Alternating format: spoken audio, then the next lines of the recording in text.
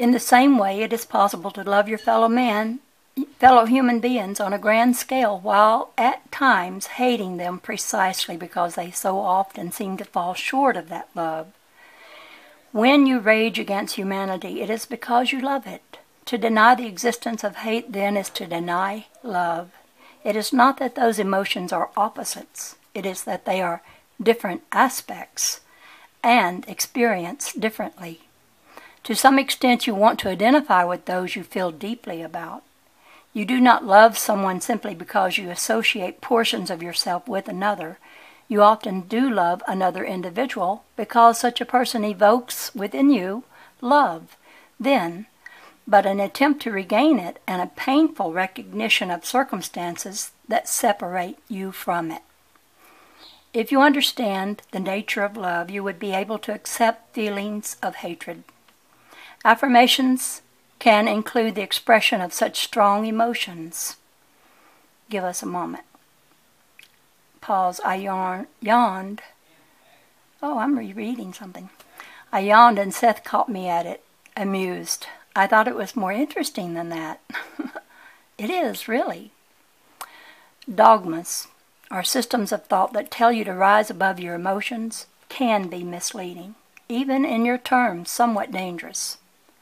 Such theories are based upon the concept that there is something innately disruptive, base, or wrong in man's emotional nature, while the soul is always depicted as being calm, perfect, passive, and unfeeling.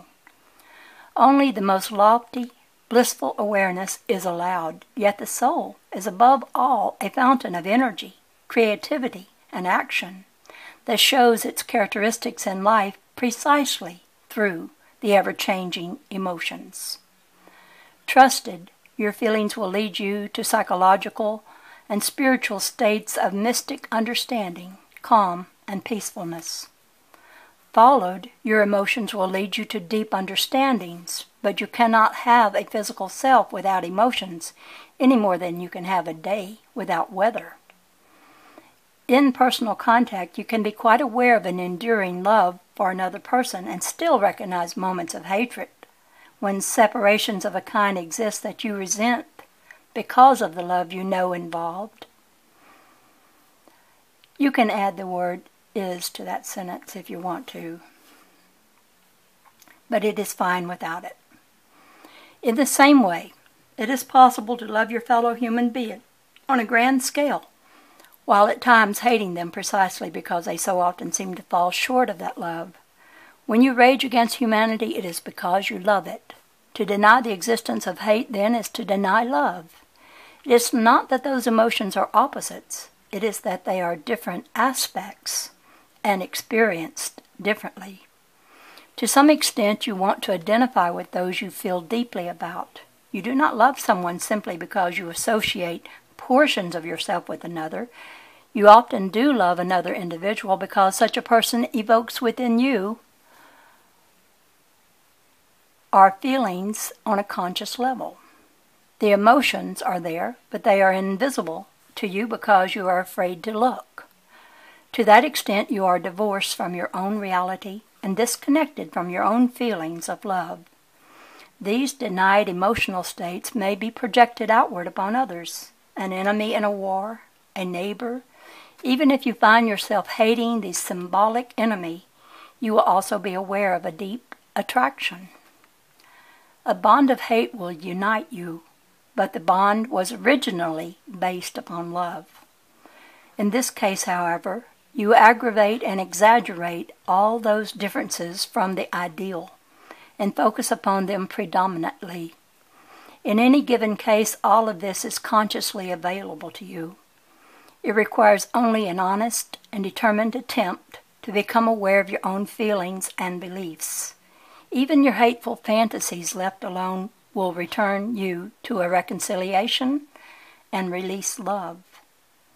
A fantasy of beating a parent or a child, even to death, will, if followed through, lead to tears of love and understanding. Now I will end our session. My fondest wishes to you both, and good evening. And I will go down to the next session. Good evening. Good evening, Seth. Your friendly cosmic author will now begin dictation. Affirmation means acceptance of your own miraculous complexity. It means saying yes to your own being. It means acquiescing to your reality as a spirit in flesh. Within the framework of your own complexity, you have the right to say no to certain situations, to express your desires, to communicate your feelings. If you do so, then, in the great flow and sweep of your eternal reality, there will be an overall current of love and creativity that carries you. Affirmation is the acceptance of yourself in your present as the person that you are. Within that acceptance, you may find qualities that you wish you did not have, or habits that annoy you. You must not expect to be perfect. As mentioned earlier, your ideas of perfection mean a state of fulfillment beyond which there is no further growth, and no such state exists. That's true. Love your neighbor as yourself. Turn this around and say, love yourself as you love your neighbor. For often you will recognize the goodness in another and ignore it in yourself. Some people believe there is a great merit and holy virtue in what they think of as humility. Therefore, to be proud of oneself seems a sin, and in that frame of reference, true affirmation of the self is impossible. Genuine self-pride is a loving recognition of your own integrity and value. True humility is based upon this affectionate regard for yourself, plus the recognition that you live in a universe in which all other beings also possess this undeniable individuality and self-worth. False humility tells you that you are nothing. It often hides a distorted, puffed-up, denied self-pride, because no man or woman can really accept a theory that denies personal self-worth. Fake humility can cause you to tear down the value of others, because if you accept no worth in yourself, you cannot see it in anyone else either. True self-pride allows you to perceive the integrity of your fellow human beings and permits you to help them use their strengths. Many people make a great show out of helping others, for example, encouraging them to lean upon them. They believe this to be quite holy, virtuous enterprise. Instead, they are keeping other people from recognizing and using their own strengths and abilities. Regardless of what you have been told, there is no merit in self-sacrifice. For one thing, it is impossible. The self grows and develops. It cannot be annihilated. Usually, self-sacrifice means throwing the burden of yourself upon someone else and making it their responsibility. A mother who says to her child, "I gave up my life for you," is speaking nonsense. In basic terms, such a mother believes, no matter what she says, that she did not have that much to give up, and the giving up gave her a life that she wanted. The child who says, "I gave up my life for my parents and devoted myself to their care," means, "I was afraid to live my own life and afraid to let them live theirs. And so in giving up my life, I gained the life I wanted." Love does not demand sacrifice. Those who fear to affirm their own being also fear to let others live for themselves. You do not help your children by keeping them chained to you, but you do not help your aged parents either by encouraging their sense of helplessness. The ordinary sense of communication given you through your creaturehood, if spontaneously and honestly followed, would solve many of your problems. Only repressed communication leads to violence. The natural force of love is everywhere within you, and the normal methods of communication are always meant to bring you in greater contact with your fellow creatures. Love yourself and do yourself just honor, and you will deal fairly with others. When you say no or deny, you always do so because in your mind and feeling, a present situation or a proposed one falls far short of some ideal. The refusal is always in response to something that is considered at least to be a greater good. If you do not have too rigid ideas of perfection, then ordinary denial serves a quite practical purpose. But never negate the present reality of yourself because you compare it to some idealized perfection. Perfection is not being, for all being is a state of becoming. This does not mean that all being is in a state of becoming perfect, but in a state of becoming more itself. All other emotions are based on love, and in one way or another they all relate to it, and all are methods of returning to it and expanding its capacities. Now, throughout this book I have purposely stayed away from the word love because of various interpretations often placed upon it, and because of the errors frequently committed in its name. You must first love yourself before you love another. By accepting yourself and joyfully being what you are, you fulfill your own abilities, and your simple presence can make others happy. You cannot hate yourself and love anyone else. It is impossible. You will instead project all the qualities you do not think you possess upon someone else. Do them lip service and hate the other individual for possessing them. Though you profess to love the other, you will try to undermine the very foundation of his or her being. When you love others, you grant them their innate freedom and do not cravingly insist that they always attend you. There are no divisions to love. There is no basic difference between the love of a child for a parent for a child, a wife for a husband, a brother for a sister. There are only various expressions and characteristics of love, and all love affirms. It can accept deviations from the ideal vision without condemning them. It does not compare the practical state of the beloved's being with the idealized perceived one that is potential. In this vision, the potential is seen as present, and the distance between the practical and the ideal forms no contradiction, since they coexist. Now, sometimes you may think that you hate mankind. You may consider people insane, the individual creatures with whom you share the planet. You may rail against what you think of as their stupid behavior, their bloodthirsty ways, and the inadequate and short-sighted methods that they use to solve their problems.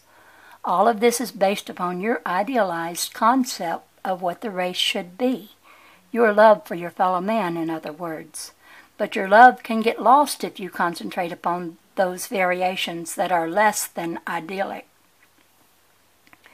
When you think you hate the race most, you are actually caught in a dilemma of love. You are comparing the race to your loving, idealized conception of it. In this case, however, you are losing sight of the actual people involved. You are putting love on such a plane that you divorce yourself from your real feelings and do not recognize the loving emotions that are the basis for your discontent. Your affection has fallen short of itself in your experience because you have denied the impact of this emotion for fear that the beloved, in this case the race as a whole, will not measure up to it. Therefore you concentrate upon the digressions from the ideal. If instead you allowed yourself to free the feeling of love that is actually behind your dissatisfaction, then it would allow you to see the loving characteristics in the race that now escape your observation to a large degree. There is nothing more pompous than fake humility. Many people who consider themselves truth seekers and spiritual are filled with it. They often use religious terms to express themselves. They will say, "I am nothing, but the Spirit of God moves through me, and if I do any good, it is because of God's Spirit and not my own." Or, "I have no ability of my own. Only the power of God has any ability." Now, In those terms, you are the power of God manifested. You are not powerless. To the contrary, through your being, the power of God is strengthened. For you are a portion of what He is. You are not simply an insignificant, innocuous clump of clay through which He decided to show Himself. You are He manifesting as you. You are as legitimate as He is. You are a part of God then. He is also a part of you. And in denying your own worth, you end up denying His as well. I do not like to use the term He, meaning God, since all that is the origin of not only all sexes, but of all realities, in some of which sex as you think of it does not exist. Affirmation is in the spontaneous motion of the body as it dances. Many churchgoers who consider themselves quite religious do not understand the nature of love or affirmation as much as some bar patrons who celebrate the nature of their bodies and enjoy the spontaneous transcendence as they let themselves go with the motion of their being. True religion is not repressive, as life itself is not. When Christ spoke, He did so in the context of His times, using the symbolism and vocabulary that made sense to a particular people in a particular period of history in your terms. He began with their beliefs and using their references tried to lead them into freer realms of understanding. With every translation, the Bible has changed its meaning, being interpreted in the language of the times. Christ spoke in terms of good and bad spirits because these represented the people's beliefs. In their terms, He showed them that bad spirits could be vanquished, but these were then symbols accepted as realities by the people, sometimes for quite normal diseases and human conditions. The very term, love your neighbor as yourself, was an ironic statement, for in that society no man loved his neighbor but distrusted him heartily. Much of Christ's humor has been lost, therefore. In the Sermon on the Mount, the phrase, to the effect that the meek shall inherit the earth, has been grossly misinterpreted. Christ meant you form your own reality. Those who think thoughts of peace will find themselves safe from war and dissension. They will be untouched by it. They will escape and indeed inherit the earth. Thoughts of peace, particularly in the middle of chaos, take great energy. People who can ignore the physical evidence of wars and purposely think thoughts of peace will triumph. But in your terminology, the word meek has come to mean spineless, inadequate, lacking in energy. In Christ's time, the phrase about the meek inheriting the earth implied the inner